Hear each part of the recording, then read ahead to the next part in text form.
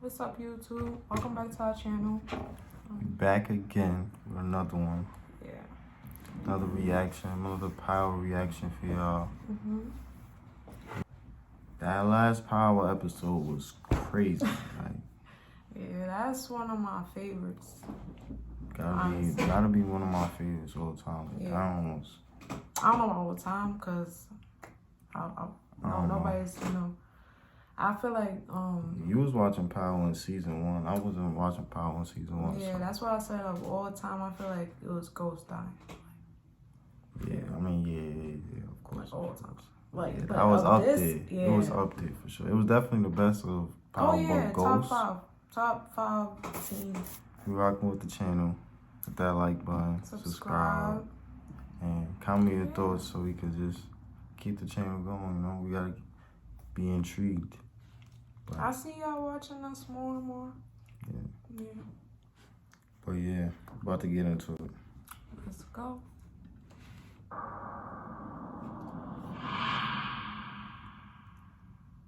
So, just like last week, holy shit. The two deaths in episode 10, after all, was Zeke and Mecca. But the storyline with Zeke leaves a bit of an open end, because Lorenzo was the one who killed him. Now, the happy ending of the episode was Tasha reuniting with Yasmin, but it also confirmed that Effie did kill Lauren, but she made it look like she was killed in a car accident. So yeah, what I was gonna say about that teddy bear, I forgot. Like, if you watched in an earlier season, like when he was with Lauren and stuff, and he was going to see her, he had put the phone in the teddy bear. So he possibly gonna.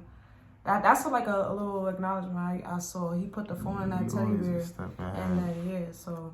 That episode was so, bro.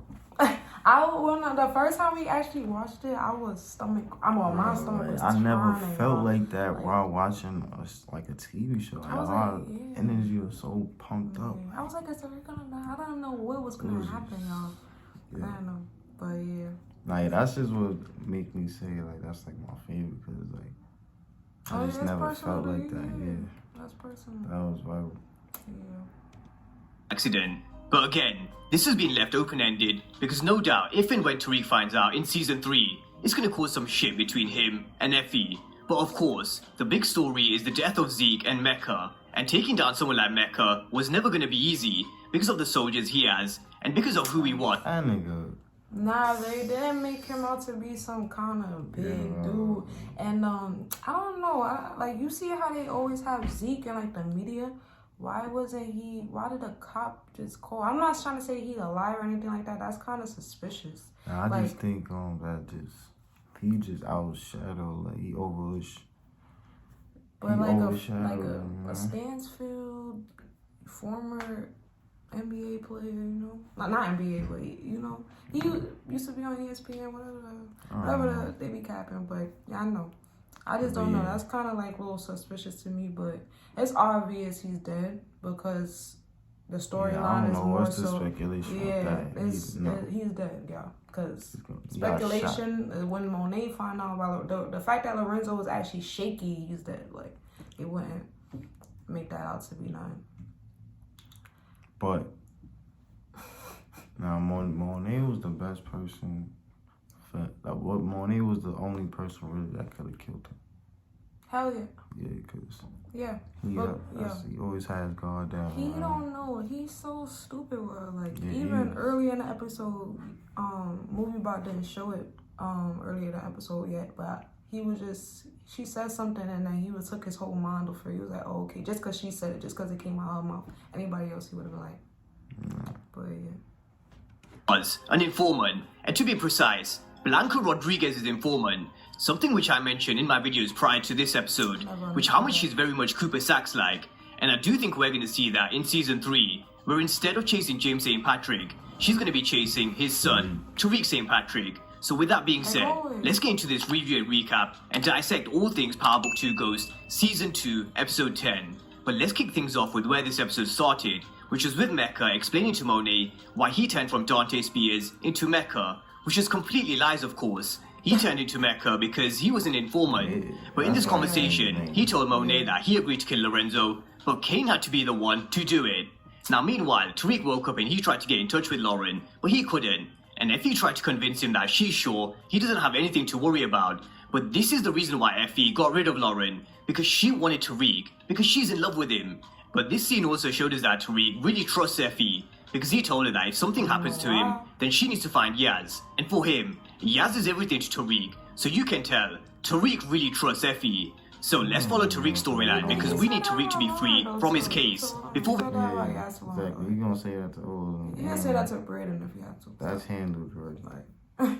Yaz is good. She's not even...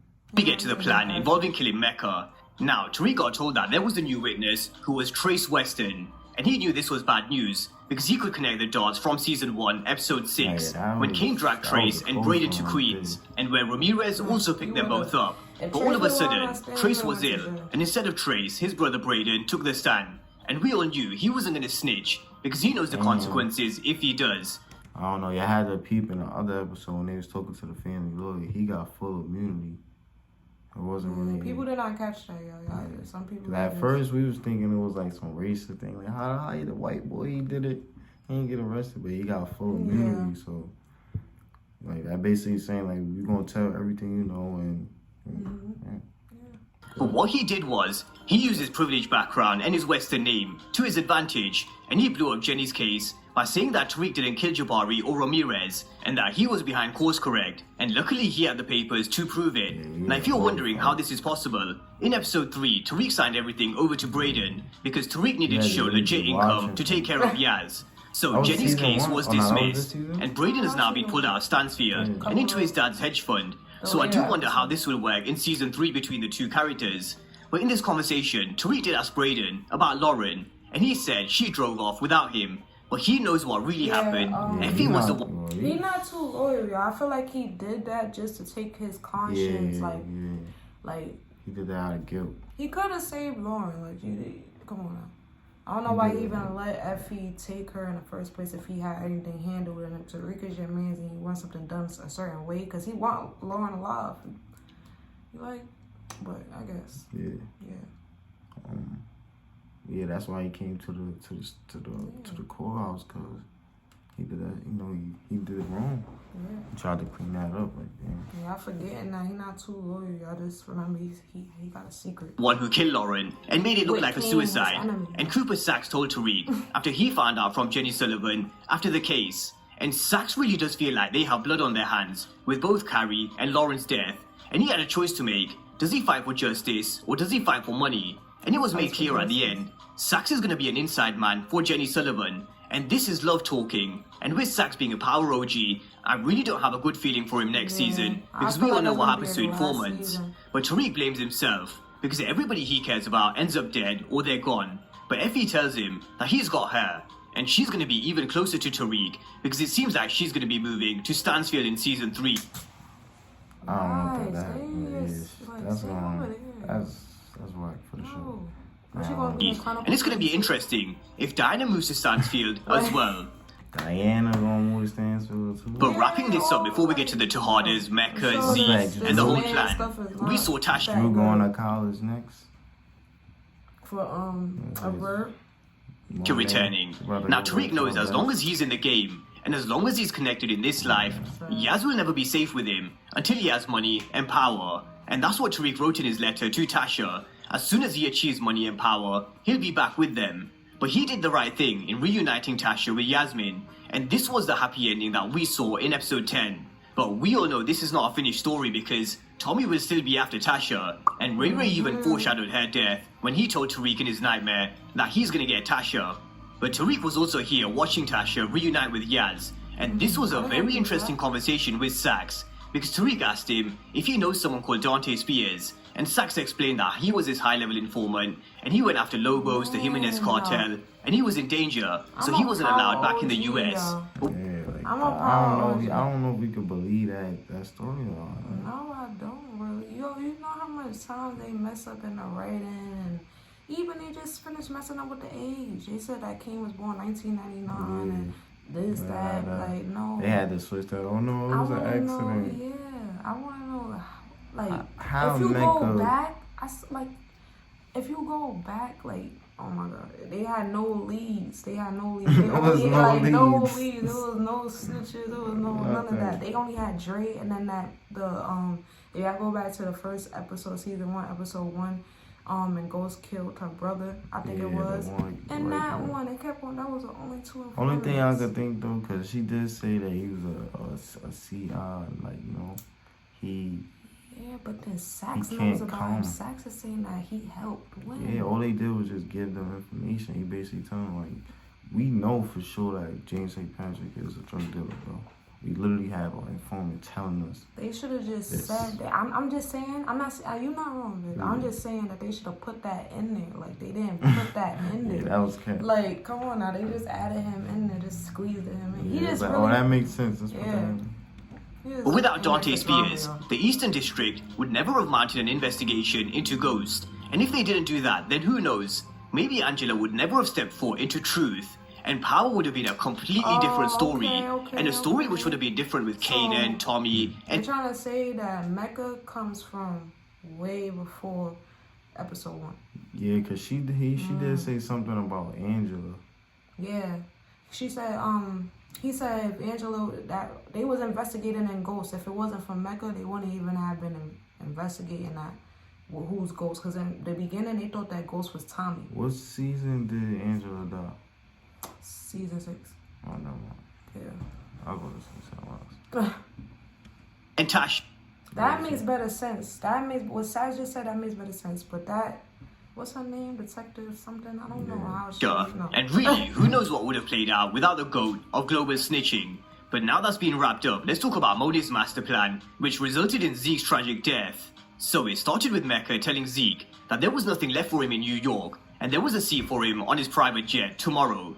But Zeke was still confused with Carrie's death, and he didn't trust Monet that she had nothing to do with it because of who she did. What this did was, it sent Zeke on his own mission to find out the truth himself. But while Zeke was doing this, Monet was putting her plan in place, which started with telling Kane that they were indeed going along with Mecca's plan, and they were going to kill Lorenzo. Every family got that dumb, just slow. Not dumb, but he just like, not as fast as everybody else. Like, you know what I mean? Even if he wanted to sell they no, bro. Yeah. Playboy, bro. Like, but yeah, it's like kind of taking me back to TV when we was growing up. It's like always this one dumb child, like always like My Wife and Kids, or always somebody that was just like always. Lorenzo, when in fact and it's always that one bad kid like Kane. Yeah. Oh yeah. Always Kane. She just wanted him to play along until the real plan was revealed. But when she told him that he needed to kill Lorenzo, his father, he called Monet's plan some crazy shit. Because how could he kill his own father? But the way in which she convinced him was by telling him that Tariq killed his own father. And Kane is always one trying to be better than Tariq. Why is he like that? Why are you like that? Love Tariq. Like, you want to be in Tariq's shoes. Like, I don't know why he's like that. Because all he's ever wanted is Monet to see Kane the same way she sees Tariq. But Monet told Kane that he needs to speak to Tariq about killing his father. But before he did, Monet let Tariq in on the plan that she wanted to indeed kill Mecca. But she was fueled even more when she found out he was a snitch. Now, Monet's plan was for Tariq to convince Kane to kill Lorenzo, but to follow the plan through long enough until she kills Mecca first, so she could save Lorenzo's life. But this is where Tariq told her that she can't kill Mecca until he wires him $2 million, because then he's done. He's out of the game, and I'm gonna... You can never be out the game. You can't be out the game. Just like Ghost. You cannot be out the game. You say you think you're worth 2 megs? Yeah, I don't know what you're talking about. I don't know. What is 2 megs? I don't know what language I guess is that's a foreign way to say 2 mil. But... Who said that? Who said that? But anyway, that's He's still, you cannot be out the game. Oh, that wasn't a bad idea though. Yeah, but he better be lucky that Monet's a mom and stuff, because if there's no way out the game though. Come back to this later on in the video. So after this, we saw Monet going to Lorenzo and coming clean about everything. How Mecca is Dante Spears, and how he was the one who set up the shooting at the basketball court. And Lorenzo really does believe Monet, because she will do whatever it takes to save their kids. Now, she told him how Mecca wants Lorenzo dead, and wants Kane to do it, but the key in this plan was into making Mecca believe that Kane will kill Lorenzo, but they needed to get Diana and Drew on board. But not only did he realize that McVeigh and Carlito were working for Mecca. If he was so sure, why did he interfere with what she had going on? Why did he interfere with the plan if he knew that? He was like, yeah, you always do whatever. But he was so sure in that scene. He was like, yeah, you would do whatever it takes or something like that. You don't remember that part? He was like, yeah, you would do whatever it takes, no matter what goes on with me and you. You don't remember that part? What's that? The ball, Lorenzo. Who he said that to? Monet. When he said that? Right there in that scene. That's what Bob was just saying. He was so sure. You don't remember that? Like, what you mean now? He was basically so sure with the plan, like, oh yeah, you're gonna do whatever it takes to with the kids and stuff like that to protect us. So if he was so sure, why did he interfere with the plan? Yeah. Oh, I didn't understand what you're saying at first. Fine. I don't know. It's fine. Like, but yeah. Yeah, I don't know. That's just Kane's father. Like, that's just Kane's father. Nah, it really Lorenzo Tyler Jr. for sure. Yeah, that was Kane's father. That was something that Kane would do for sure. Mecca, but he also wanted to be the one to protect his family and be the one to kill Mecca because he's the head of the Tejadas. And again, we'll come back to this in just a moment. But we also saw Tariq doing his bit with the plan when he convinced Kane that he needs to kill Lorenzo. He questioned Kane whether he was ready to do something like this, and he even told him, don't act like you know what you're doing, because you don't. And that's because Tariq knows what it takes, because he killed his father. And he also told Kane that he'll never be the same once he pulls that trigger. Yeah, he said the same. When we saw the trailer, we should have knew that that's what that was. Yeah. He literally said the same exact thing that Ghost said to him. If you do this, you can never go back. Nah, that's the only voiceover they got of Ghost left. And ironically, Mecca told him that it has to be him, because Lorenzo will never see it coming from him. The same thing Kanan said to Tariq just before he killed Ghost. But Tariq's part of the plan was to use identical bags to confuse Mecca's men and to distract them because they needed to take them out. But the real bag will come back to him through Diana. So one fake bag went to Lorenzo and one fake bag went to Drew. So following Lorenzo first, Tariq and Kane went to the re-up location. And interestingly, Tariq had these suspicions on Kane having to do something with Lauren's death. And no doubt this is something we should continue into season 3. But focusing on the plan, Tariq was in position and so was Kane, until Tariq stopped him. And just look at the relief on Kane's face, because he really didn't want to kill his pops. Now, they were there to kill Mecca's men, which they all did. So McVeigh was dead, but Carlito, who was the leader of the BSKs, after Lorenzo and Drew killed Kino, was on Drew. And I actually thought this was the moment where Ev would be caught in a crossfire, but he lives until season 3. But Carlito finds nothing in the bag and was just about to shoot Drew until Kane showed up to help his brother, and they both fucked the BSKs up. Now they didn't show their deaths on screen, but Kane said put them in the trunk, and I'm sure they would have killed them off screen. So with Lorenzo, Diana, Drew, Kane... They didn't show it, but he was like, me trusting you was an emergency. Oh yeah, that was hilarious. Yo, my ability to trust you was an emergency. Never. Nah, I never heard of that. That was so funny. Yeah. Boy said. Right. But yeah, he was dry snitching as F. AF. Yeah, he just stupid. That's what I'm saying. That's why, like. Yeah, he needed to go out.